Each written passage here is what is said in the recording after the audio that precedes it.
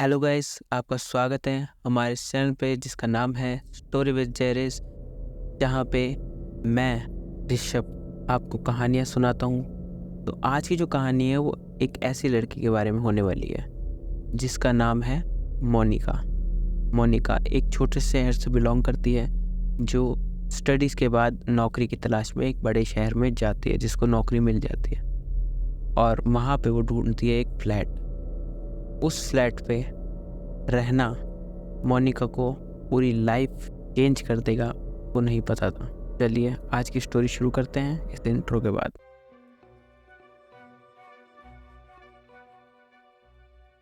आज की स्टोरी का किरदार है मोनिका। मोनिका एक ऐसी लड़की जो छोटे शहर से बिलोंग करती है।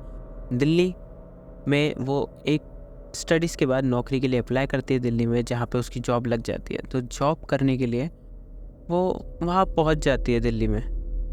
तो नए शहर में अनजान है, वहाँ उसका दोस्त नहीं है, कोई रिश्तेदार नहीं है, उस शहर को नहीं जानती, पूरी तरह अनजान है। तो वहाँ पे उसको सबसे पहले जाके उसको ढूंढनी पड़ेगी जगह वो ढूंढती है एक फ्लैट।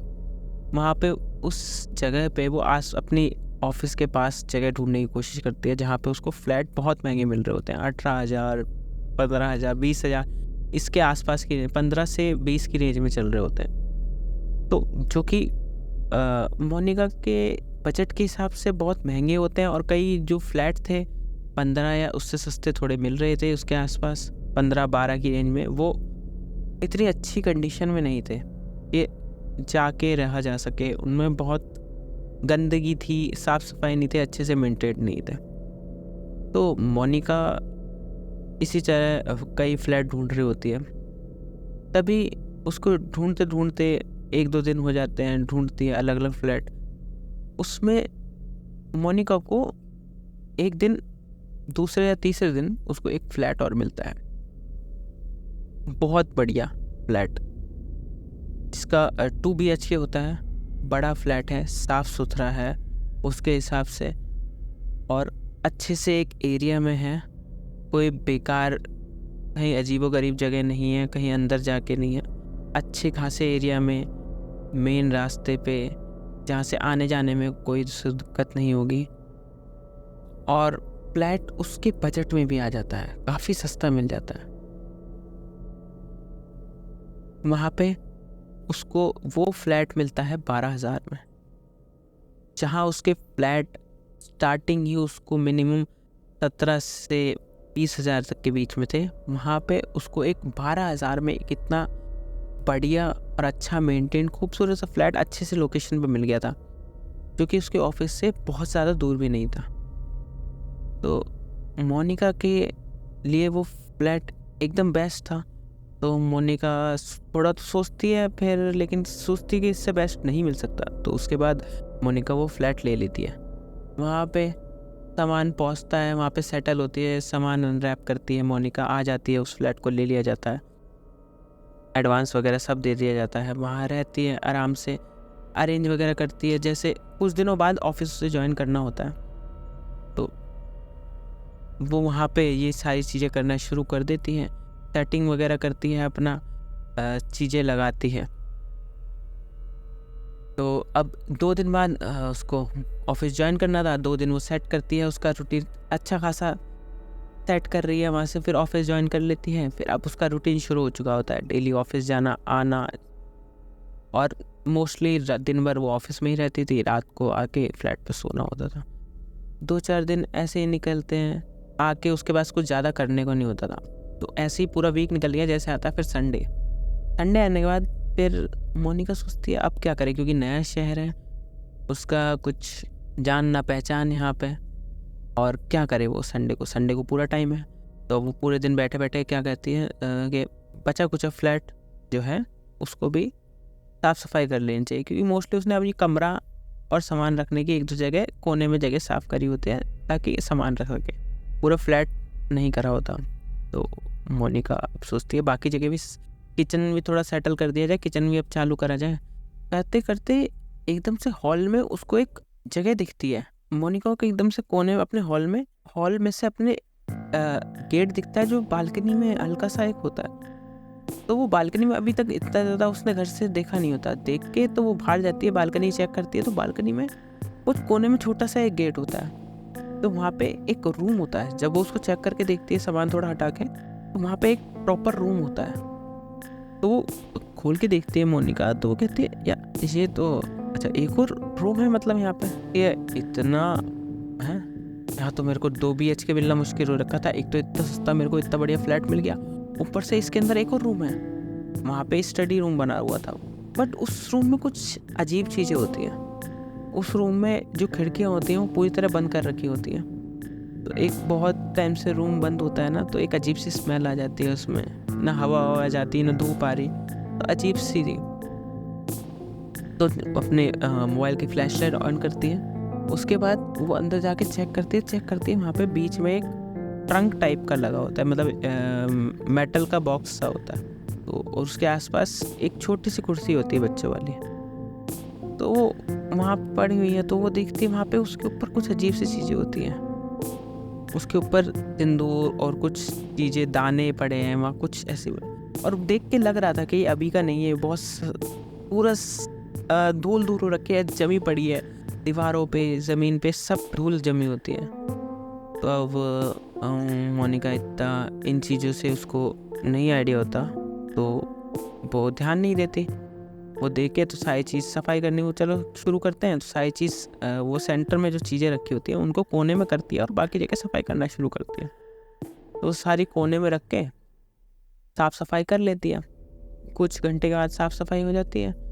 उसके बाद मोनिका आके थक के थोड़ा सा आराम से अपने बेड पे आके लेट गई। शाम हो चुकी थी। तो उसके बाद थोड़ी देर बाद उसको ऐसा लगता है, वो आके बेड पे अपनी लेटी होती है, उसको एकदम से फील होता है कोई है वहाँ पे उस फ्लैट में, उसके साथ कोई है आसपास। वो एकदम से फिर उसको वो चीज़ें भी याद आती हैं जो उसके कलीग्स ने वगैरह कही थी ऑफिस में, कि जब उनको पता चलता है कि मोनिका को इतने सस्ते में ये फ्लैट मिला है, कुछ स्केची तो नहीं है, इतने सस्ते में तुम्हें फ्लैट नहीं मिल सकता, इस एरिया में नहीं मिलता, हम इतने सालों से हैं यहाँ पे, हम लोग रह रहे हैं, यहाँ पे फ्लैट इतने सस्ते होते ही नहीं। तो वो मोनिका सो रही होती है, यही चीज़ें सोच रही होती है, पर ऐसे ही धीरे धीरे रात हो जाती है। तो तो उसके मन में थोड़ा बहुत डर भी होता है, तो इस करके ऐसे ही सोचते सोचते फिर रात हो जाती है, वो सो जाती है। फिर उसमें सोते सोते उसको वो ये यार, जस्ट हम सोए होते हैं ना, हमें लगता पता कितने घंटे सोए, हम 5 मिनट ही आँख लगी होती है। तो उसके बाद एकदम से उसकी नींद खुल जाती है, कि उसको फिर से एहसास होता है कि कोई उसे देख रहा है। फिर उसको प्यास भी लगने लग जाती है उठने के बाद। वो अजीब सा चारों तरफ देखती है, ठीक है, उसको प्यास लगने जाती है। वो उठ के हॉल में जाती है, हॉल में जाके फ्रिज में से पानी लेती है। तो फील होता है कि उसको कोई देख रहा है। वो पीते पीते पानी वो एकदम से रुकी रहती है और एकदम से पलट के देखती है, पर उसको कोई नहीं दिखता। उसको वहम, फिर दोबारा वो पानी पीने लग जाती है, फिर उसको वहम होता है कोई देख रहा है। उसको लग रहा है कि वहीं बालकनी में से उधर की तरफ से उसे देखा जा रहा है। तो वो फिर भी उसको कुछ नहीं दिखता वहाँ पे पलटने के बाद। तो वो वापस जाके बेड पे सो जाती है। ठीक है, वो उसे इग्नोर करती है, ये चीज़ करके सो जाती है। फिर अगले दिन जब वो ऑफिस जाती है, ऑफिस से जाने के बाद जब वो वापस घर आती है, तब मोनिका को दिखता है कि अजीब सी वहाँ पे स्मेल आ रही है। जब अपने ऑफिस से आती है, उसको घर में एक अजीब सी स्मेल आ रही है, जैसे चूहे वगैरह नहीं मर गए, इस टाइप की। तो पहले उसको लगता है कि कहाँ पे होगा, वो थोड़ा सा फॉलो करती है उस स्मेल को कि कहाँ से आ रही है। तो उसको पता चलता है कि बाहर इधर बालकनी की तरफ से ही आ रही है। तो समझ जाती है कि इसी रूम में हुआ है, पर वो जाके अंदर देखती है, उसको अभी तो साफ सफाई करी थी, यहाँ पे तो कोई है भी नहीं, यहाँ पे अजीब सी स्मेल आ रही है, मैंने तो पूरा साफ भी करा था, तो गंदगी चूहे तो नहीं होने चाहिए कोई। तो जाके ऐसे ही सोचते मोनिका आगे बढ़ती है, जाके एक बार देखने के लिए जाती है। वो जाके खोलती है, जाते ही जैसे ही वो कमरा खोलती है, वो वहीं गेट दरवाजे पे रुक जाती है उस कमरे के। उसको वहाँ दिखता है कमरे के सेंटर में जो उसने पूरा कमरा संभाला था, वही ट्रंक। और वो कुर्सी, वो सामान सब कमरे के बीच में वैसा का वैसा ही रखा है जैसा मोनिका ने अंडे को खोला था तब था।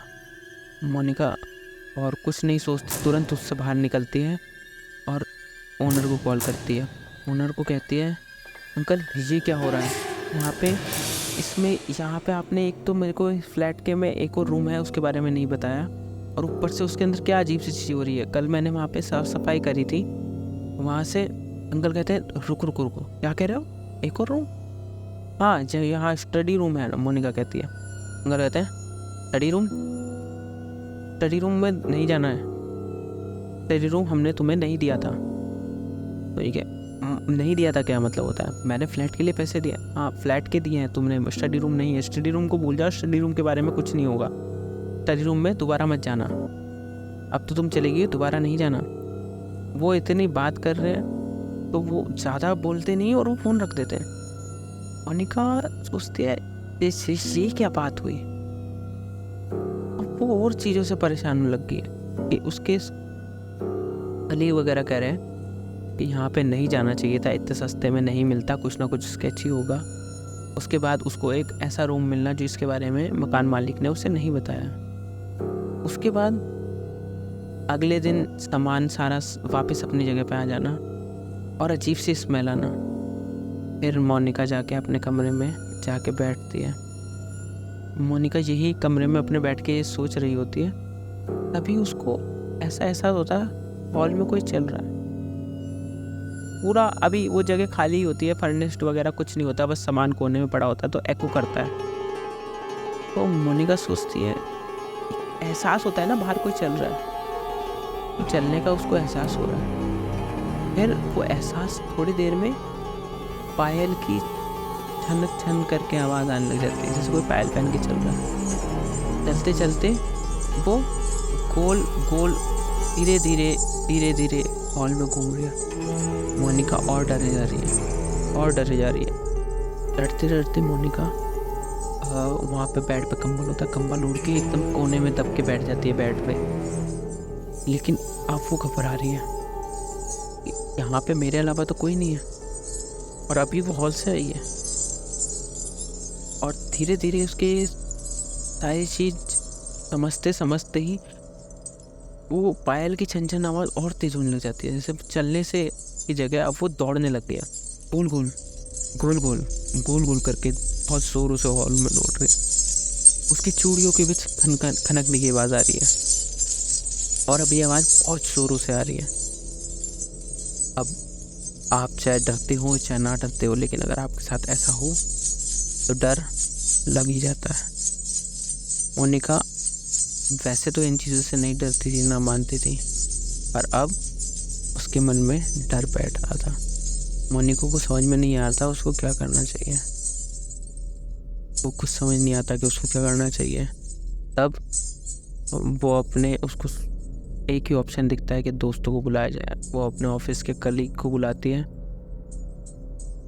और वो एक को नहीं 2-4 को बुलाती है, तो सारे वो आ जाते हैं। लेकिन उनको कुछ बताया नहीं जाता कि मेरे साथ ऐसा ऐसा हुआ था।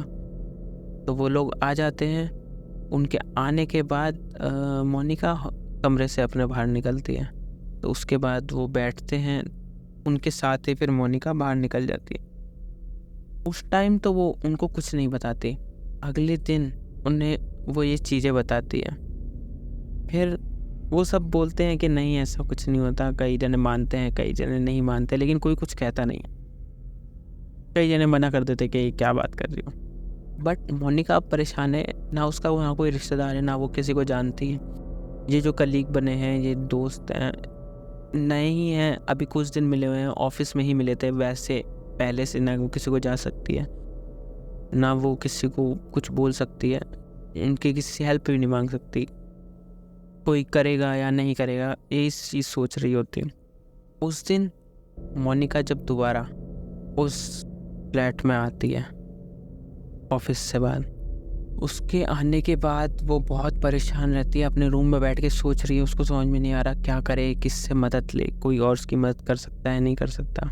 मोनिका को दोबारा आवाज़ आती है उसके हॉल में, ज़ोर ज़ोर से भागने की। इस बार वो पूरी तरह डर जाती है और उसको समझ में नहीं आता क्या।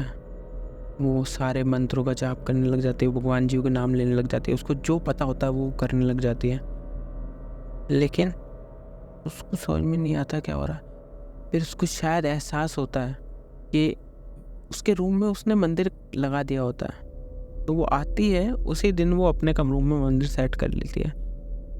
तो उसको लगता है शायद मंदिर की होने की वजह से ही वो जो भी चीज़ है वो सिर्फ हॉल में ही है, मोनिका के पास कमरे में नहीं आ पा रही। तो इसी तरह भगवान का नाम लेते लेते पूरी रात मोनिका निकाल देती है। मोनिका अगले दिन थके हारी ऑफिस जाती है, क्योंकि रात को वो नींद तो नहीं ले पा रही ढंग से, परेशान रहती है। वो जाती है तो ऑफिस में सबको पता होता है, सब परेशान हो रहे होते हैं, उसका काम में भी ध्यान नहीं लग रहा, वो परेशान है, सोच रही है। ऐसी लंच टाइम पे वो सारे खाना वगैरह तो मोनिका ले जाती ही नहीं है, कि अभी किचन वगैरह पूरा सेट हो ही नहीं पाया है, वो परेशान है, वो कुछ नहीं कर पा रही वहाँ पे। उसके फ्रेंड्स वगैरह को सब पता होता है इस बारे में, तो उनमें से एक उसकी फ्रेंड होती है कलीग, वो उसको बोलती है कि मेरा टिफ़िन है, ये खा ले और इसको ले भी जा, बहुत है तो तेरे को रात को बनाना भी नहीं पड़ेगा। तो मोनिका कहते हैं थैंक यू यार, बड़ी हेल्प हो गई। मेरे को थोड़ा वहाँ पे तुझे पता है क्या दिक्कत है। तो वो ले जाती है, ठीक है बाहर का कितने ही दिन खा सकते हो आप। मोनिका जब घर पे आती है, अब सोचती है, घर में आने के बाद उसका मन एकदम से चेंज हो जाता है। उसको भूख तो लगी होती है, पर घर पे आके वो ऐसे सोचती है कि क्या ही खाऊं, मैं परेशान हो रही हूँ। वो तुरंत जल्दी जल्दी आके सो जाना चाहती है कि टाइम होने से पहले पहले वो सो जाए, क्योंकि ये रात को शुरू होता था 2 से 3 के बजे के आसपास। तो मोनिका सोचती है कि वो जल्दी से सो जाए, तो वो जाके तुरंत सो जाती है। तो वही वैसे ही दोबारा 2 से 3 के बीच में मोनिका को आवाज़ें आती है ज़ोर ज़ोर से। इस बार आवाज़ और तेज़ थी। मोनिका उठ तो जाती है, लेकिन वो ऐसे लेटी हुई है घुट के कि सो ही रही है। वो किसी को लगे कोई देखे तो वो सो रही है, पर वो जाग रही है। वो ध्यान देती है उस आवाज़ पे, तो उसको पता चलता है इस बार ये आवाज़ हॉल से नहीं, उसके अपने रूम से आ रही है। मोनिका का दिल तुरंत बैठ जाता है, वो समझ में नहीं आता क्या करे। वो कंबल अपना पूरी तरह जकड़ के बैठ जाती है कि कोई भी इसको खींच ना पाए। वही उसका सेफ स्पेस था उस टाइम, और वो आवाज़ उसके बेड के चारों तरफ घूम रही है। मोनिका को पता है अगर वो घूमती है तो उसके पीछे ही कोई खड़ा है, तो वो हिलती भी नहीं, उसकी इतनी हिम्मत नहीं होती कि वो घूम जाए। तभी मोनिका को आवाज़ें आती हैं कुछ बर्तन गिरने की उसी कमरे में, और उसके बाद उसको ऐसा बात है जैसे कोई कुछ खा रहा हो, कुछ चबाने की, जोर जोर से कोई चबा रहा हो। मोनिका को चारों तरफ अपने ऐसे ही आवाज़ें आ रही होती हैं। उसको समझ नहीं आता वो क्या करे। उसको जोर जोर से जो चबाने की आवाज़ें आ रही होती हैं, उसके बाद वो बहुत परेशान हो जाती है, वो और ज़्यादा डरने लग जाती है, क्योंकि वो जो चबाने की आवाज़ है उसको बिल्कुल बेड के बगल से आ रही होती है। वो परेशान हो रखी है, वो अपनी ज़ोर से आंखें बंद करके बैठी है, उसको समझ में नहीं आ रहा क्या करे। वो बस भगवान का नाम ले जा रही है, वो सोच रही है कि कोई भी ना हो, मैं बस ये रात गुजार लूँ, उसके बाद मैं यहाँ कभी नहीं रुकूंगी।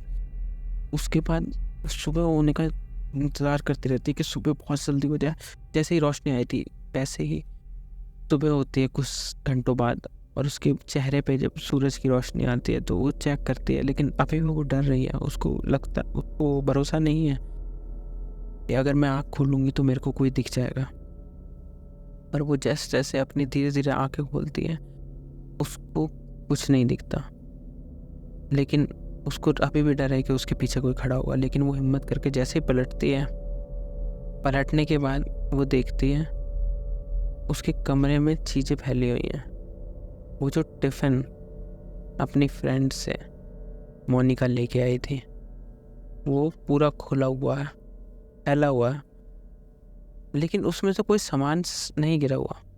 खाना उसका ऑलमोस्ट ख़त्म हो चुका है पूरी तरह, जबकि मोनिका जो लाई थी वो भरा हुआ था। तो मोनिका समझ जाती है कि ये जो भी चीज़ थी वो ये खा के गई है। उसके बाद वो और परेशान हो जाती है, उसको कुछ समझ में नहीं आता। वो बहुत थक चुकी होती है, कई दिनों से वो सो नहीं पाती। वो ऑफिस गई, दोबारा ऑफिस में जाके अपने कलीग्स के साथ ये बातें शेयर करती है।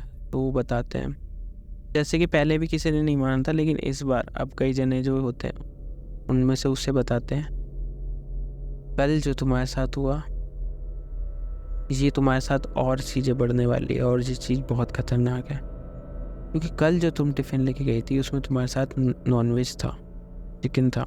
वो आत्मा उस चिकन से अट्रैक्ट तुम्हारे रूम में आई थी। जैसा कि तुमने बताया इतने दिनों से वो हॉल में ही थी, तुम्हारे पास नहीं आ रही थी। तो वो चिकन की वजह से, नॉन वेज की वजह से तुम्हारे रूम में आ पाई। तब मोनिका को समझ में आता है और वो लोगों से समझाते हैं कि ये जो शक्तियाँ होती हैं इस तरह की, ये ऐसी कई चीज़ों से, मीठे से या नॉनवेज से, इन चीज़ों से ज़्यादा अट्रैक्ट होती हैं। कुछ चीज़ों से अट्रैक्ट होती हैं, उनमें से एक नॉनवेज भी है। तो शायद वो इसी कारण से तुम्हारे कमरे में आ गई और ये चीज़ें और आगे बढ़ने वाली होती हैं। ये बात सुन के मोनिका फैसला कर चुकी होती है कि अब मैं उस फ्लैट में वापस नहीं जाऊंगी। कुछ भी हो जाए मैं उसमें वापस नहीं जाऊंगी, चाहे मैं 18,000 20,000 वाला फ्लैट ले लूँगी, मैं उस फ्लैट में दोबारा कभी नहीं जाऊंगी।